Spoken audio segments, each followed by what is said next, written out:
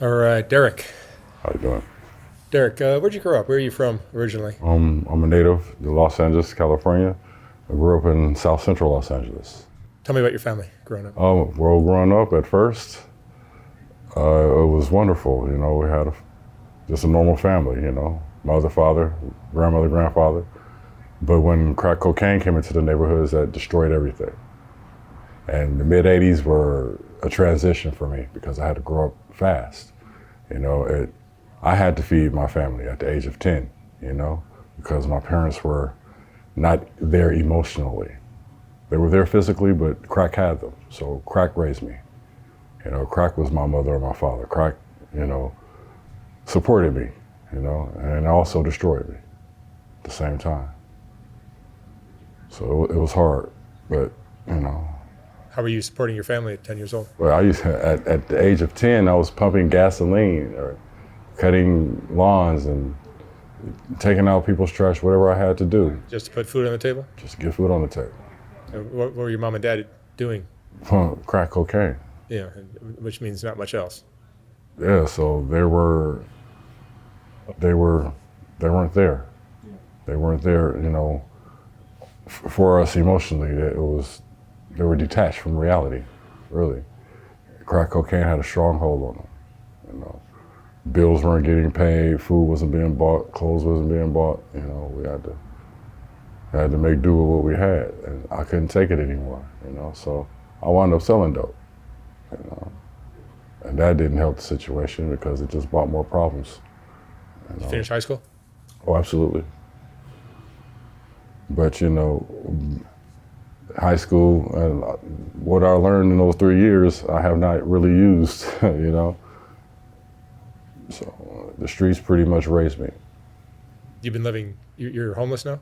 I am currently homeless How long you been like that? since 2014. After a brief stint in prison for something I didn't do, I was disenfranchised basically, and my source of income that I was getting, I could no longer get it. So I had to do what I had to do. So I would sell dope just to make ends meet until I found a job. And once I became employed, and I stopped doing the dirty work, starting to do more positive things and just taking it a step at a time, trying to get my life back in order. Did you have dreams of doing something with your life when you were young? Oh, well, I raised my family, I raised my children. That was. Do you have kids of your own? I have two children, two biological children. And you raised them? Yeah, and I raised about 17 others. How's that? Well, they were children that were already there in the relationship when I started it, and so I just took to them, and I never treated them any different from my own children. I gave them guidance, protection, love. I was a father, and I took my job seriously. In your prison time, how much time did you do? Oh, well, the first time I went to prison, I did 2 years. The second time I did 9 months. So it was level 1, nothing major. I haven't killed anyone. Yeah. And you had jobs before? Yes, I've always worked. The work ethic was always instilled into me by my grandfather. And he made it a point, if you don't work, you don't eat. And he meant that. And he said, you go to school, you work, you can eat. You don't do those things, nothing's gonna happen for you. So I had to make myself go to school because. Where are your parents now? My parents, well, my mother, she passed away, and my father, he and I aren't really speaking. Is he still involved in the? No, well, he's changed his life, because they're past, well, to be honest with you, I'm the son of a pimp and a hoe. And that's what it is. And I grew up pretty much being accustomed to being around a lot of women, which was a good thing in a sense, because I had daughters when I grew up. So I was a little bit more sensitive to, what women need in that aspect. So I was more in tune with my daughters because of the upbringing that I had. because it was predominantly females that raised me. And are you using drugs now? I smoke weed. That's about it. That's it. Yeah. And I think I do that too much. I mean, Because I've most had, people down here in Skid Row are using something heavier. well, I've had my experiences. I've experimented with a whole lot of things: LSD, cocaine, and PCP, but they're not for me. Those things take me out of my character and make me make unwise decisions. So I'll leave those things alone. What happened to your eye? Oh, well, in 1993, I was assaulted in my sleep. A guy broke into a room that I had rented, and he was attempting to rob me. So he hit me in the face with a lead pipe as I was asleep, which caused me to lose my left eye. I've been shot, stabbed, pretty much went through the ringer, but I'm still here. I'm still alive. How do you support yourself now? I'm sorry? How do you support yourself now? Oh, well, I'm currently employed. I work in a medical office, and I make pretty decent money, just trying to save so I can better my circumstance. You actually have a real, legit job Yes, I do. on Skid Row. Yeah. You're one of the very few.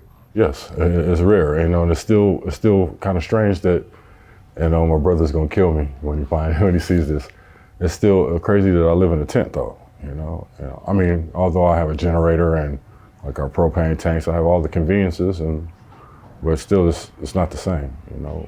From being in a family structure, being in a home, having a house, and indoor plumbing, to being in a tent, it's a hell of a transition. Do you think you've become accustomed to the streets and that's why you're... Well, Skid Row can make you complacent because of all the free stuff that you get, or the things that you normally would acquire, but say I can't afford it. We don't pay full price down here for anything. You think they make it too easy for everybody? Yes. They Too do. comfortable? Yeah, because when people can literally lay down in one spot and know that a certain person is coming on this particular day and have food brought to them, I mean literally brought to them, yeah, that would make a person, very complacent. Clothes and shoes. It does, it enables a lot of people. Saying it's good for those who really need it, but a lot of us, including myself, kind of take advantage of it. I haven't bought hygiene products since 2014. Why? Because they give it to me for free every weekend. I get hygiene bags, toothpaste, soap, socks. And to take a shower, you go to the refresh spot. Yeah, so everything is like really convenient. It's like too easy. So, if a person's getting a certain income from, whether Social Security or GR, if they mess up their money, they know for a full fact that, hey, I'm gonna have money, I'll have food, because I can just go to the mission and eat. I don't have to worry about that. I don't have to worry about a shower, I can go to the refresh spot. That gives a person the go ahead to, fuck up their money. No bills, no responsibilities. Yeah, what I'm saying? Because I know for a fact that, oh shoot, it's the weekend. They finna be passing out food at, this location or that location, or I'll just go to the mission and eat. So it makes it real easy for people. It makes it, I don't have to, save money now because I know that I got a meal coming. I'm not thinking about tomorrow. Tomorrow's taken care of because I know for a fact I'm going to the mission to eat. Clothes, it was, for a time, my whole wardrobe came from one of the missions down here. And it was pretty decent stuff that people donate, So people could, where'd you get that from? When I tell them, they'd be like, you're lying. I'm like, no. So, the clothes that are donated to the missions here in LA. Mm-hmm. I mean, you can name brand. People I interview. I mean, the best dressed homeless people you've ever seen. Jordan shoes. I mean, I haven't worn anything less than Jordans or Nikes since I've been down here. Yeah. Because I can get them. I don't pay full price for anything. Where you would go pay like $1,500 for some shoes, I get them for like $200 or $300. From scooters, skateboards on down, bikes. I don't pay full price for anything. It makes no sense. Everything is half price down here. So it makes it, real comfortable for me. You had your life to live all over again. If you had your life to live all over again, Derrick, what would you do differently? Oh, I would change a few things. I wouldn't have gotten involved in the street life so much. I would have really just, bunkered down and, did more studying and furthered my education. I should, went to a collegiate level. but I didn't. So, but I'm content, you know. Where would you like to be in 5 years? Hopefully, a business owner. I'd like to have my own business. You know, working for other people, it's not easy for me because I have to, you know, be told what to do and listen to somebody else's instruction instead of going on my own intuition or my own, you know, knowledge. You know, because I don't have letters behind my name doesn't mean that I don't know things. You know, reading is fundamental. If you want to find out something, there's so many ways to, you know, acquire information. So there's nothing that you can't know about. Derrick, what would you say is the most important lesson you've learned in your life? How to mind your own business, stay out of other people's affairs. You give yourself a chance for longevity, especially in this place. And respect, that's the key to being down here, is respect. If you have no respect for others or yourself, you won't last. Even the mighty have fallen down here. I've seen some of the strongest get taken out. You're too haughty, you know? You're too arrogant. You feel that you're untouchable, but you can be touched, you know? So I treat everybody accordingly. I treat people the way I want to be treated, and I leave people alone. You know, I mind my own business. You know, I stay to myself. I interact with a few, but for the most part, I'm a loner. You know, and I don't particularly care to be around a lot of men. I've always been that way. I prefer, you know, females. You know, I'm comfortable like that. I can deal with females. Men, they're very strange. And I'm speaking as one, you know. They get shit started and it's just a mess, and I don't have time for that. What was the roughest thing you went through growing up? The roughest thing that I went through was watching my mom and my dad, you know, be overtaken by crack. You know, to be able to rely on somebody and, you know, that's my go-to mom and she's always there and da, to a point where it's, you know, just here, take this money and get out of here. Just go somewhere, you know. It was a big difference, you know. But thank God for my grandparents, because if it weren't for them, I don't think I'd be where I am now, you know. I owe them a great deal, because without their input and without their knowledge, and even though they didn't seem that I listened, I heard them, you know, because I see everything that they told me is true to this very day. And I miss them so much, because now I am the grandfather, you know. I don't have anybody to go, you know, talk to or to, you know, get, you know, family information from. You know, I'm the keeper of all that now, and that's my responsibility. So I have to be a better person so I can show my grandchildren what an example of a man should be, you know, whether they're my granddaughters or my grandsons. And I want them to be proud of me, and that's where I really am working hard to change my life, because I don't want my legacy to them to be the contents of my tent, you know, and there's no honor in dying in a tent. What I want to do is die around my grandchildren and my children, you know, and hopefully get to see some great grandchildren. You know, I have 11 grandchildren, you know, I haven't met them all. I hope to, you know, one day. Yeah, but the effects of crack cocaine, they can last for generations, you know. How many of your friends growing up were impacted by crack? Anybody that grew up in South Central LA, any urban city that you lived in America, when the president at the time allowed this to happen, yeah, when he brought cocaine into the neighborhoods, he did us an injustice, a grave injustice, because the family structure was broken down. So for a man now to address a young man, or you know, a teenager, it's like, you can't tell me what to do. You're not my daddy, because we're not accustomed to having fathers in the home. So for another man to come and give us instruction, we're not going to listen to that. This is not what I'm accustomed to. And it was either my mom or my grandma, you know. And so if a woman says something to me, I'm more attentive.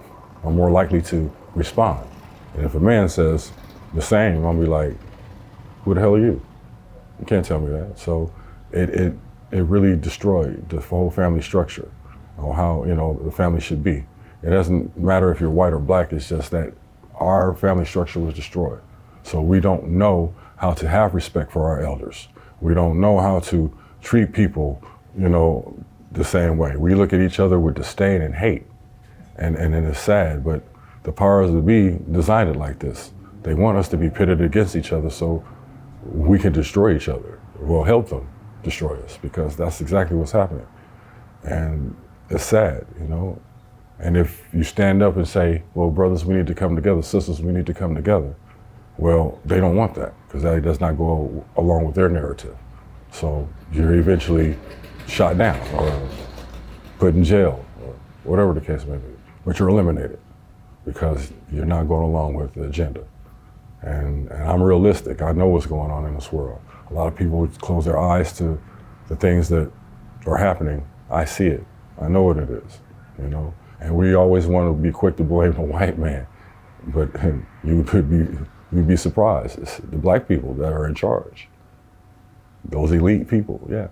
And a lot of people don't want to hear that, but it's the truth, So it's like we have to be more cautious of our own kind, I'm more willing to trust somebody of a different race. And that's sad. I should be able to trust my own people, but you can't, because they always have, an ulterior motive. They're trying to get what you have. They could have more than you, but they just don't want to see you with anything, I can't tell you how many times I've been stolen from down here, and I don't steal anything from anybody, because I don't mess with you or I'm not around you. I don't think I'm better than you, not in that aspect, not just on a human standpoint, but in character and in morals, yes, I am. And I say that. I am better than you. If you're stealing from me, I'm better than you, I am. I work for mine. I get up every day. I put in my 8 hours. And and while I'm gone, y'all stealing from me. But it's good. Because that's what makes me think, that's what makes me know that I'm better than you. Because I'm not stealing from you. You want what I got. I need nothing from you. All right, Derrick. Thank you so much for sharing your story. I appreciate it. Thank you. Wish you the best of luck out there.